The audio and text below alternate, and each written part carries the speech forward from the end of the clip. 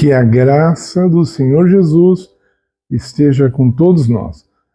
Essa frase é muito repetida por Paulo nos evangelhos, né? Que a graça de Jesus, isso, a graça de Jesus. Entendemos nós o que é a graça de Jesus? Bom, eu queria levá-los a pensar um pouquinho. Muitas vezes, no tempo moderno, o pecado é representado como sendo um câncer, né?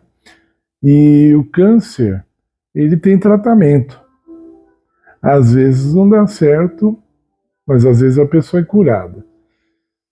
Mas o que eu quero salientar é que tem o tratamento, tem um remédio para a maior parte, não todos os tipos de câncer, mas existe o remédio e a pessoa toma, faz quimioterapia, radioterapia, etc., sei lá. E muitas pessoas conseguiram ficar curadas. Então, eu vou fazer uma pergunta bem estúpida. Existe tratamento para o câncer? Aí você vai responder assim: sim. Mas agora é que vem a pergunta estúpida. O tratamento é literal ou é simbólico? Os remédios que são estudados nos laboratórios e preparados e criados e aperfeiçoados, eles são literais ou são apenas um placebo, é algo simbólico? Claro que você está respondendo que é literal. Aliás, muito caro, né? Um tratamento muito caro, remédios caros, etc. Tem a patente, tantas outras coisas. Bom, agora vamos para o nosso ponto principal. Nosso canal fala sobre espiritualidade, comparando que o câncer, o pecado é um câncer. Existe remédio para isso? Existe. A Bíblia chama de graça. A graça é um remédio que cura o pecado. Até aí, beleza. Todo mundo concorda. Acho até que quem seja das religiões africanas, que não costumam falar sobre esses assuntos, acho que até eles falariam, sim, a graça cura o pecado. Acho que até eles concordariam com esse assunto. Mas, enfim, a maioria dos cristãos dizem que sim. Né? Para não dizer todos os cristãos, vamos dizer a maioria diz que sim. Que a graça é um remédio para o câncer chamado pecado.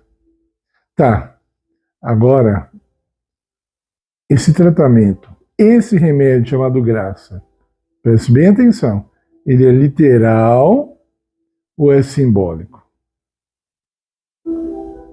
Entende? Então é aqui, talvez, que a gente entre em alguma discussão, talvez um desacordo, porque é uma coisa literal.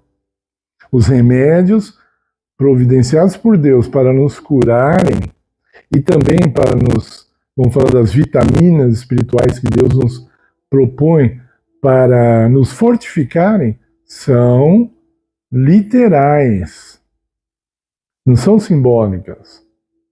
A graça de Cristo não é algo que seja assim, que considera que o homem foi transformado, mas ele não foi. É só um simbolismo. Quando a Bíblia fala que nós temos que nascer de novo, é um símbolo, a gente não nasce de novo. Não é? Eles dizem isso, entenda, por favor. Eu não estou dizendo que eu concordo, estou falando que está errado.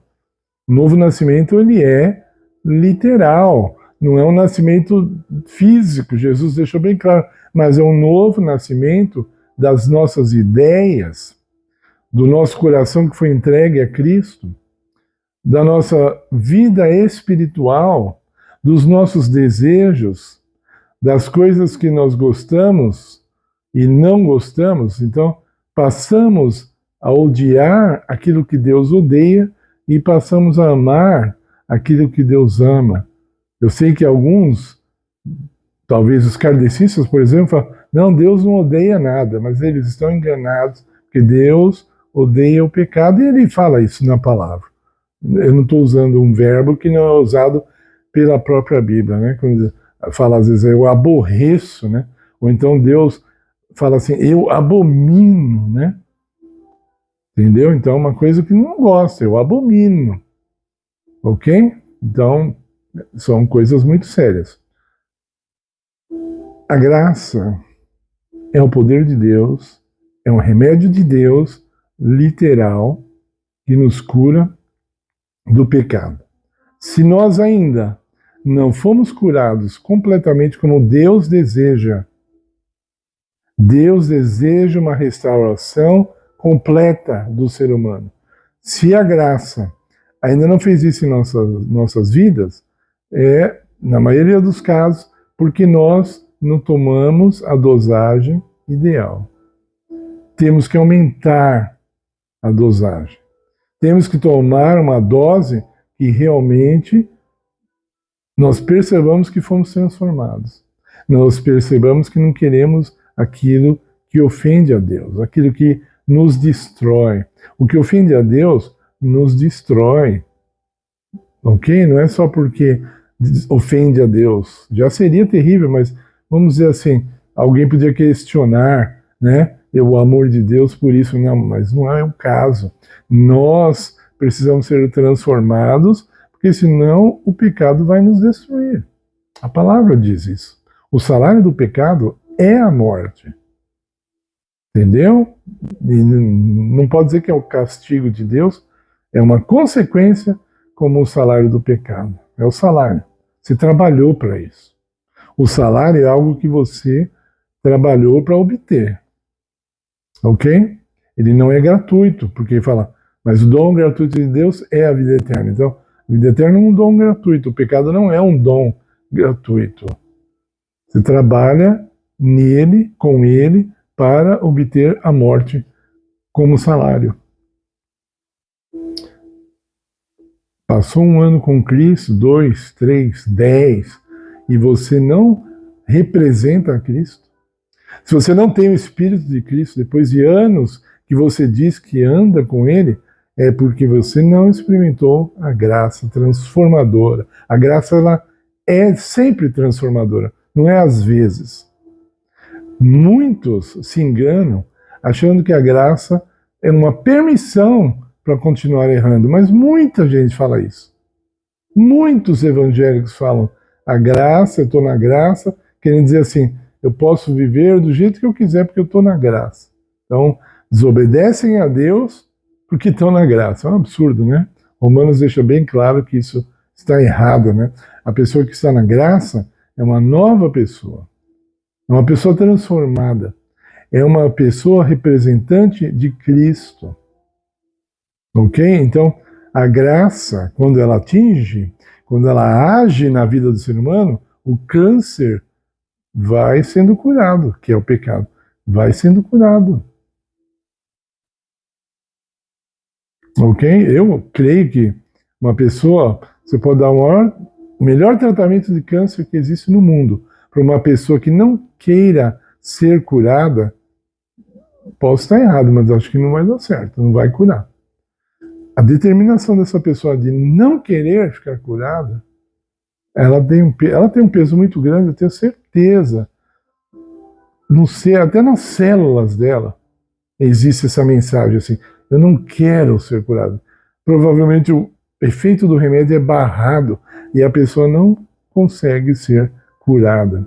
Se você não tem um desejo profundo e verdadeiro de ficar livre do pecado, então a graça não vai ter efeito nenhum para você. Se você tem prazer no pecado, você fala do pecado com alegria, você espera as datas de comemoração pecaminosa, né? Como é o caso do carnaval. Carnaval é uma festa satânica, né? Ah, mas é tão linda, tanta alegria. Ah, que esse cara aí está falando uma besteira. Satanás é que está falando isso aí para eles. Venha no meu aniversário, né? Carnaval é aniversário do capeta, né? Então as pessoas vão ali buscando exaltar o eu. Cristo não é exaltado pelo carnaval. Se ele não é exaltado pelo carnaval, alguém é. Alguém é, e não ele. E ele não fica bem claro na palavra de Deus que aquele tipo de atividade não satisfaz a Deus. Não é só isso, aborrece ao Senhor. Só estou dando um exemplo. Se a nossa vida é uma vida de tristeza para Deus, se nós causamos tristeza para Deus por causa dos nossos pecados e porque nós gostamos deles, nós nunca os venceremos. E finalmente, nós vamos ser destruídos com eles. Agora, se você ambiciona ter a graça na sua vida, se você tem a ambição de ter uma nova vida, você tem a ambição de ter um poder extraordinário, um poder divino para te transformar, para transformar as suas ideias, transformar as suas palavras, transformar os seus atos, as suas atitudes e as suas escolhas, etc. Então, a graça é para você. A graça é para você. A graça não serve para quem quer continuar em pecado. A graça e o pecado não convivem no mesmo ambiente. Eles não convivem. Um expulsa o outro. Sabe quem decide? Você. Você decide quem que vai habitar no teu coração. Se vai ser a graça ou o pecado. Os dois juntos? Impossível. Não tem como. Até a lei da física diz: dois corpos não ocupam um mesmo espaço. Por favor, deixe seu like em nosso vídeo, compartilhe com o máximo de pessoas que você puder e inscreva-se no canal se você ainda não é inscrito. Por favor, colabore com o nosso canal. Fazendo essas coisas, você vai colaborar com o crescimento do nosso canal, ok? E nós queremos isso, não para a honra e glória do nosso nome, mas para a honra e glória do nome de Jesus, para que esse canal possa cada vez ter mais condições de fazer um serviço melhor para a honra e glória de Deus. Amém.